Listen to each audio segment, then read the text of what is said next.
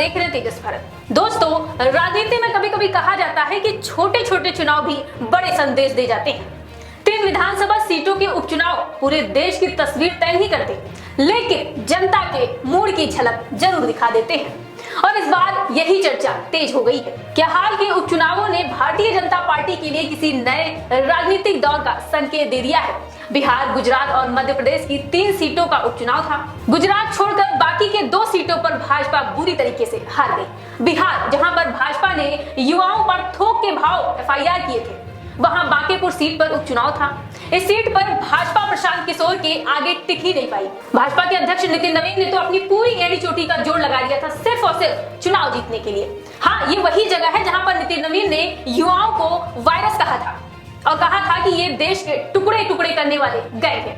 नतीजा क्या हुआ? भाजपा बुरी तरीके से हार गई। इस देश में एक वायरस और कॉकरोच जैसी पार्टियां आ रही हैं। ये देश को खोखला करने वाले लोग हैं।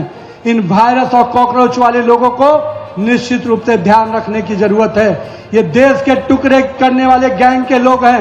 अब क्या देश की राजनीति में बदलाव की आहट सुनाई देने लगी है? क्या हालिया उपचुनावों के नतीजे केवल 3 सीटों का फैसला है या फिर जनता के मूड में किसी बड़े परिवर्तन का संकेत? और क्या हाल के छात्र आंदोलनों का इस चुनावी परिणामों से कोई संबंध है? बिहार की सीट पर चुनाव ऐसे समय में हुआ जब युवाओं के आंदोलन और सरकार के खिलाफ नाराजगी की चर्चा पहले से चल रही थी। विपक्षी दलों और कई राजनीतिक विश्लेषकों का दावा है कि युवाओं के भीतर जो असंतोष पिछले कुछ समय से दिखाई दे रहा था, उसका असर मतदान पर ही देखने को मिला।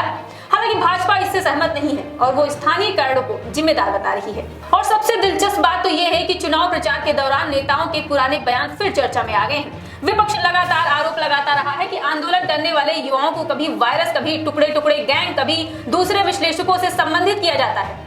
भाजपा इन आरोपों को राजनीतिक प्रचार बताती है, लेकिन विपक्ष इसे जनता के सामने बड़ा मुद्दा बनाकर पेश कर रहा है।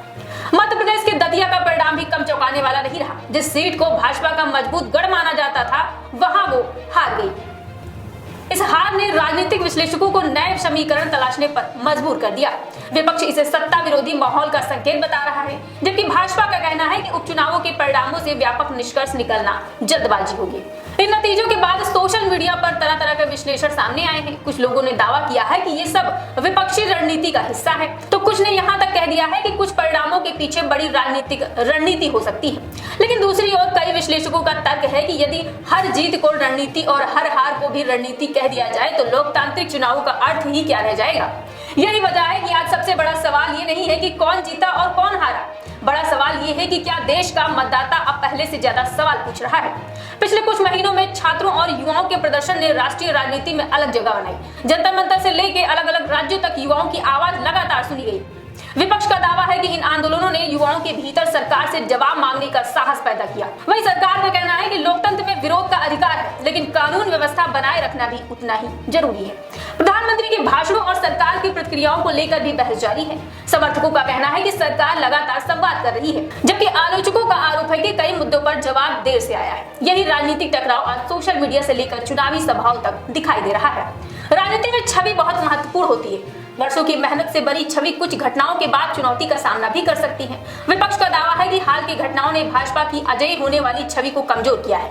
दूसरी तरफ भाजपा का कहना है कि 1-2 चुनावों से जनता का व्यापक जनादेश तय नहीं होता है। यह भी सच है कि 3 सीटों के नतीजों से लोकसभा या विधानसभा चुनाव का फैसला नहीं किया जा सकता, लेकिन यह भी उतना ही सच है कि उपचुनाव अक्सर राजनीतिक दलों को जनता के मूड का शुरुआती संकेत दे देते हैं। इसीलिए इन परिणामों को पूरी तरह नजरअंदाज करना भी आसान नहीं होगा।